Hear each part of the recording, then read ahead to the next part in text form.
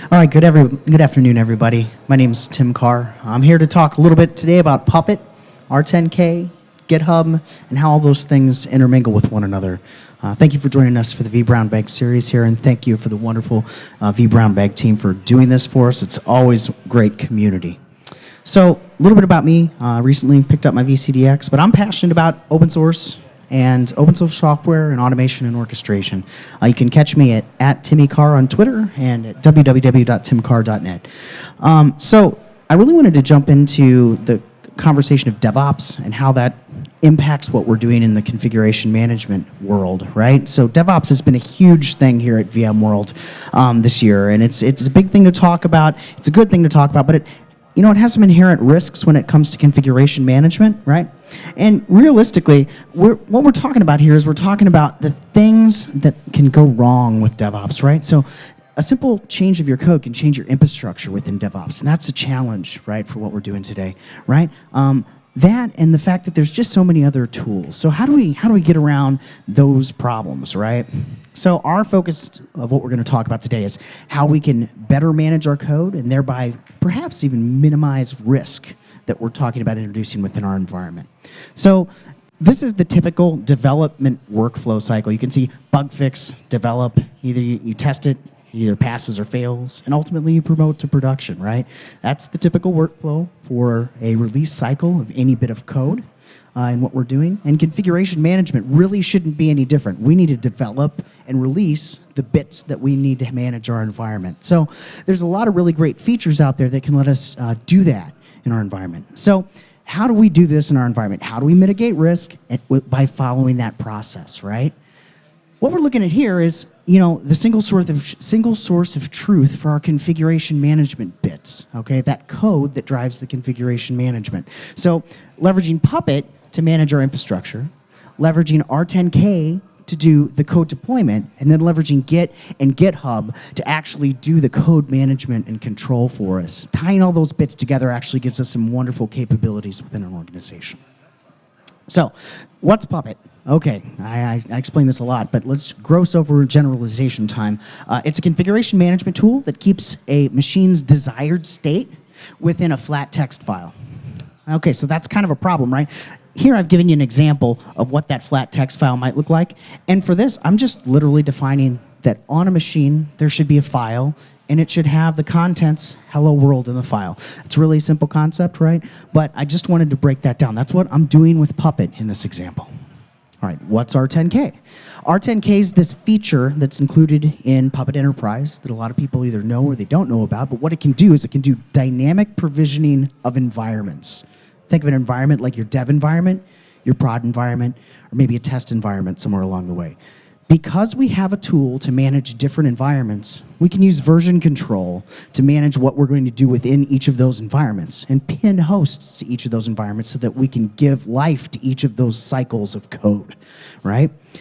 So what's Git and GitHub? Well, so Chris Wall gave a great talk earlier today, and you should go back and check that out too for just a primer on Git, right? But leveraging that Git utility and then leveraging GitHub gives us a place to socially develop this code for configuration management within our systems, right? So that gives us the power to start driving those bits of code into our environment. So really, this is how it all comes together. Using GitHub, we maintain our Puppet code and what's called a control repository. A control repository is actually really important because what it'll let us do, it'll let us leverage the power of individual commits within Git to define the exact versions of code that should be running at each stage in our environment. And I know that that's kind of complicated, but I'm going to break it down for you here in just a little bit. So once again, Puppet is that control repository, and then R10K allows us to do those deployments. Right here I have an example for you of what that Puppet control environment looks like. You can see that in this file, I've called a module, hello world, and then I've given it a repo address for that module that I have in GitHub. And then under that, I've got a SHA reference value of the known good working state that's going to be deployed to production. So here's how the magic works behind the scenes. This is kind of the workflow diagram. So we'd branch our production repo in GitHub of that control repo. We'd then kind of version control, using version control, update our code, so on and so forth, but then ultimately push that known good code back to GitHub to do a test within R10K. R10K deploys it. In Puppet, we assign the test code to our test environment, and then ultimately, we merge everything back, the test branch back to production.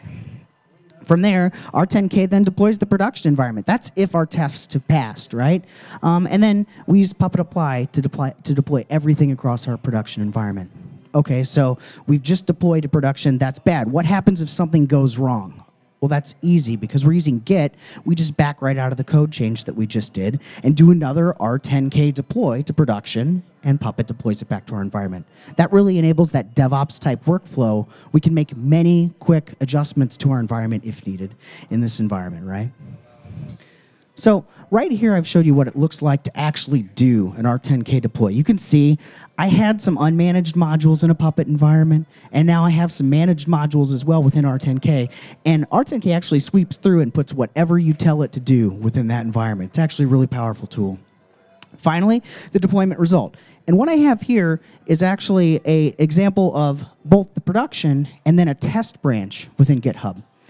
To enable yourself to deploy multiple different environments, all you have to do is take a branch of your production environment and then run an R10K deploy.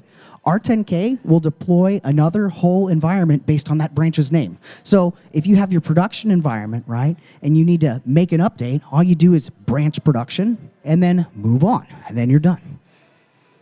So, I mean, that's it in a nutshell. I wanted to cover it really quickly, but I wanted to also kind of empower you to learn this stuff yourself, right? So, if you want to learn Puppet, great learning VM available to you right on Puppet Labs. If you want to learn Git and GitHub, I have to call out Matt Brender's 12 Days of Commitment. It's wonderful. There's a GitHub location for that.